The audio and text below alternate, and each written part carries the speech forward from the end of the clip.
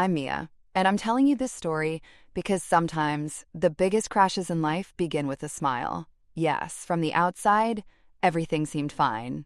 I was married to a strong man, Daniel. People admired him. He was always charismatic. He chose his words carefully, and he knew what people wanted to hear. But most importantly, he chose me. Me, the quiet, measured, and unobtrusive one. Our house was big, and the paintings on the walls made the silence seem more lively. Every morning the light filtering through the windows turned the kitchen into a golden dream. But inside me, something was slowly fading with each passing day. We were in our 3rd year of marriage. And that year, for the first time, I felt like the day was truly mine, my birthday. Still, I woke up with a heavy heart. Because I wasn't trying to figure out when Daniel would celebrate me, I was trying to predict how he'd forget. All day, I didn't get any messages. No flowers, no little note. When evening came, I still got ready.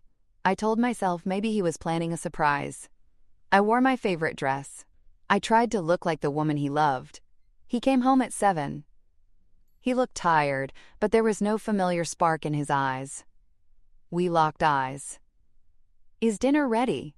he asked. I can't even explain what went through my mind at that moment. I swallowed. I smiled. "Yes," I said. "It's ready." It felt like a test, and I thought if I gave the right answer, everything would be okay. That night, he didn't ask me about my birthday. He didn't say anything at all. The only sounds at the table were the clinking of forks and knives. Then he looked at his phone. He smiled. A message came through. There was a gap between the Daniel before reading the message and the one after. As a woman, I instinctively felt it. Something was wrong, but I had been suppressing it for so long that I couldn't even tell what was wrong anymore. Later that night, when I went down to the kitchen, I realized he'd left his phone on the table. I could have chosen not to look. But that night, I chose myself for the first time. There was a name on the screen, Isabel, and underneath a message, "I missed you tonight. It still hurts so much that you're with her." At that moment, everything inside me suddenly froze. I closed my eyes and made a decision. I was going to write the end of this story myself. That night, nothing broke, but everything shattered. Except for me. When I saw that message, my first instinct wasn't to cry. The silence that had been growing inside me for years had now turned into a different language. A cold stillness. Isabel. Now there was a name in my heart that I'd never known. But it echoed inside me, and that echo said something to me. It's over now. It's your turn. I put the phone back where it was. He was still in the shower. As if nothing had happened, I walked to the kitchen. I turned on the kettle. I made myself some chamomile tea. And for the first time, I did something in this house for myself. Small, silent, but just for me. When Daniel came out of the bathroom, he walked by the room drying his hair. He didn't even notice me. "I'll be leaving early tomorrow," he said. I wanted to say, "I know," but I just nodded. He was still talking to me like I was the old me. But that woman wasn't here anymore. I didn't sleep the whole night. I turned my back on the bed and stared at the ceiling. I didn't think. I planned. First step. Watch. The biggest mistake of a man who thinks he hides everything well is thinking his wife is still blind. But I was watching now. Not his words, but his expressions. Not his eyes, but his fingers. Not his phone, but his timing. Second step. Gather information. There was about a 40-minute gap every day between the time Daniel said he left work and when he came home. I didn't need GPS. I already had his lies memorized. I just started listening. Third step. Stay silent. People reveal everything when they think you know nothing. I was now his mirror. When he looked at me, he thought he saw himself, but in reality, I was learning his true face. One morning at breakfast, he said, "I have a lot of meetings today." I smiled. "So do I said. He was surprised, because I didn't have any meetings. I always had time. But now I was using that time for myself. And on that meeting day, I called a taxi. I took only a notebook and a pen with me. I had to find Isabel, but not to see her. To see myself. Was I just the cheated woman in this story? Or was I someone who took control of her own life? On the way in the taxi, I wrote the following on the first page of the notebook. This is not the story of revenge. This is the story of a silent woman who will no longer be silent. The next morning, the sun rose again, but this time, the light filtering into the room felt unfamiliar. Even though I had woken up in the same place for years, this bed, these walls, these curtains felt like they belonged to someone else. Maybe for the first time, I had truly woken up. And this awakening forced me to look at the woman in the mirror again. I stood in front of the mirror in the bathroom. There had been a stranger living there for a long time. A faded smile, suppressed sadness, and a face that was always trying to please someone else. But now, as I looked, for the first time I thought, who was this face shaped for? For Daniel? For society? Or for the good woman image my mother had taught me? I reached out my hand to the mirror. As my fingers wiped away the fogged-up glass, the mist inside me slowly lifted. For the first time, I saw the woman underneath clearly. And that woman wasn't afraid anymore. That day, I took my notebook with me. I had started taking regular notes, like a banker's file.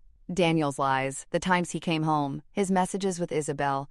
I wrote down every detail, analyzed every expression, listened to every silence. Because sometimes, the truth isn't hidden in words, but in the silence. Following the trail wasn't easy. It took time to find out who Isabel was.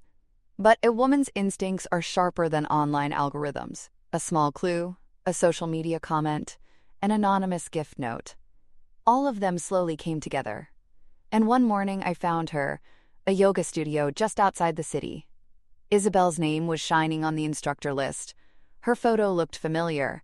The yoga mat Daniel had bought last month suddenly made much more sense. I didn't go into the studio. I stood in front of the door and watched for an hour. Women came in, spread their mats, and Isabel was telling them words full of positivity and strength. Approach yourself with compassion, she said, for example. The woman Daniel shared his bed with was teaching others kindness. If there's such a thing as irony in life, this was it. Instead of anger, a strange emptiness appeared inside me. Because it wasn't about Isabel anymore, she was just a figure in Daniel's story. The real question was, where did I stand in this story? And that's when I realized I wasn't just a spectator in this scene anymore. I was the director now. On my way home, I was carrying shopping bags. Some of the things inside were unnecessary. A fancy lingerie set, a new lipstick, a red dress that Daniel had always hated but I'd loved years ago. How long had it been since I bought something for myself? When I walked in the door, Daniel was sitting on the couch. His eyes were on the TV, but his mind was elsewhere. He wasn't bothered by my silence because he still thought he knew me. I turned to him and smiled. I'm going out with a friend tomorrow night, I said. He turned his head. He was surprised. Who? He asked. I shrugged. You don't know him. He's new. And then, for the first time, I said those words. I have a life too, Daniel. A brief moment of uncertainty flashed in his eyes. Then he smiled, mockingly. But under that smile, there was unease. And at that moment, I silently said to myself, yes, you felt it, didn't you? You felt something had changed, and this is just the beginning. That night, I texted Isabel for the first time. Just one sentence. We need to talk face to face. This is an invitation from Daniel's wife. I chose a cafe to meet. Not too crowded, but not completely empty either. The distance between the tables was just right, and people were buried in their own thoughts, with conversations floating like a hum in the air. It was a scene where emotions could surface, but wouldn't spill over. And for the first time, I wasn't a spectator in that scene. When Isabel walked in, I recognized her immediately. She was as graceful as in the photos, with a lightness in her steps. She wore a simple but expensive-looking coat, with a thin scarf around her neck. As her eyes scanned the room, they eventually caught mine. In that moment, her expression changed. First, a hesitation, then a slight embarrassment, followed by a smile that seemed to retreat into a defensive stance. She brought her hand to her hair, fixing it. A gesture I had seen thousands of times. But today, It was her turn. She sat across from me. We didn't speak for a while. I just looked at her. She avoided eye contact, and in that moment of avoidance, I saw Daniel more clearly than ever before, because he chose women like this, strong-appearing women who were quietly struggling to make others like them, the ones who pretended everything was fine. Just like me. Just like Isabel. "What do you want?" she asked. Her voice was softer than I expected. There was uncertainty, more than defensiveness. I smiled. "The truth," I said. "Just the truth." She was silent for a moment. Her gaze drifted to her cup. Her fingers brushed against the handle, but she didn't pick it up. It was like she was trying to stretch that moment. Then something unexpected happened. She looked into my eyes, and she said, "I knew he was married from the start." It wasn't a confession. It was an acknowledgement. It was like the first time a sentence that had been murmured in her conscience came out loud. But I wasn't surprised, because I already knew. What surprised me was how easily she betrayed herself. "Why?" I asked. Not to judge, just to understand. She shrugged slightly. "Because I guess I became someone like him. He made me feel special. For the first time in years, I felt visible. Doesn't that sound just like your story?" That moment. For the first time, I saw myself not as a competitor, but as a reflection. Isabel wasn't my enemy. We were two different pages of the same story. And Daniel thought he was the only author of this book. I leaned forward toward the table. "I'm not angry with you," I said. "I just want to step out of the game now. But I won't let him write his story alone." Isabel took a deep breath. "You know," she said, "what really bothers me is that even when he was with me, he was always missing a part of himself. He must have left it somewhere else." "He was like that when he was married to me," I said. "He was never whole anywhere, because he wasn't even whole with himself." In that moment, we locked eyes, and everything silently fell into place. It wasn't anger. It wasn't regret. It was like a woman's solidarity, but not the usual kind. It was an agreement made in silence. Isabel pulled an envelope from her bag. Inside, there were screenshots of some old messages Daniel had sent. Some of them were about me. Ugly things, lies, insults, manipulations. I looked at the envelope but didn't open it. "I don't need these anymore," I said. "I already know what I'm facing." Then she looked into my eyes. "You're not scared," she said. I shook my head. "No, because I'm not staying silent anymore." When I left the cafe, the air was cooler, but there was a strange warmth inside me. I knew I wasn't alone anymore, and the strongest thing I was going to show Daniel wouldn't be my anger, but the weight of the truth. Because some men are only afraid of women who shout, but they still underestimate the power of silence. And I was that silence itself. When Daniel came home, just like always, the house felt a little quieter. But this silence wasn't dead. It was alive now. It hung in the air like electricity. The moment he walked through the door, he noticed it. As he threw his jacket on the couch, he glanced at me. He was tired, but still confident. He thought he could leave this house and the woman inside it just as he always had. That woman, me. I was supposed to greet him with a smile, like a wife who was used to being silent, submissive. But this time, I didn't greet him as his wife. I greeted him as a storm, born from his shadow. On the table was a file. Inside, everything. Messages, hours, lies, confrontations. The truths Isabel quietly handed me. And what I had seen with my own eyes. Daniel glanced at the file, a slight smile, then a condescending look. "What's this now?" he asked.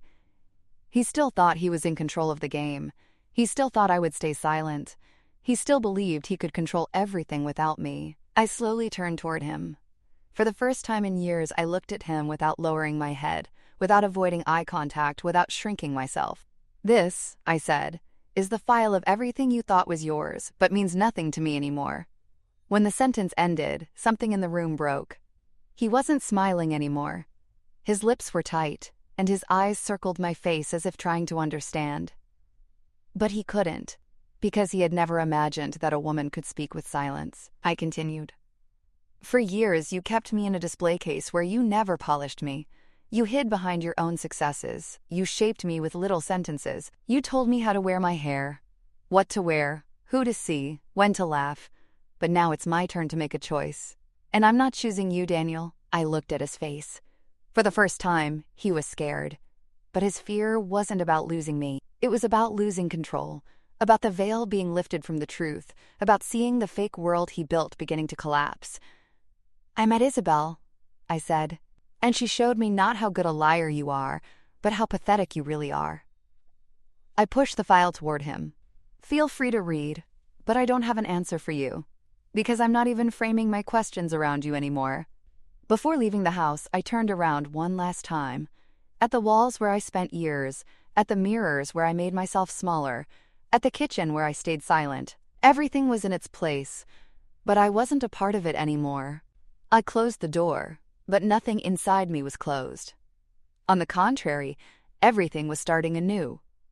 When a woman starts writing her own story, the world quietly shifts, and I sealed that day in my heart with these words. I'm no longer the one who stays silent, who listens, or who waits. I'm the one who lives now. If this story touched your heart, please don't forget to like and subscribe. Leave a sentence in the comments for women who want to break their silence. And make sure to turn on notifications so you don't miss new stories. Your voice could be someone else's awakening.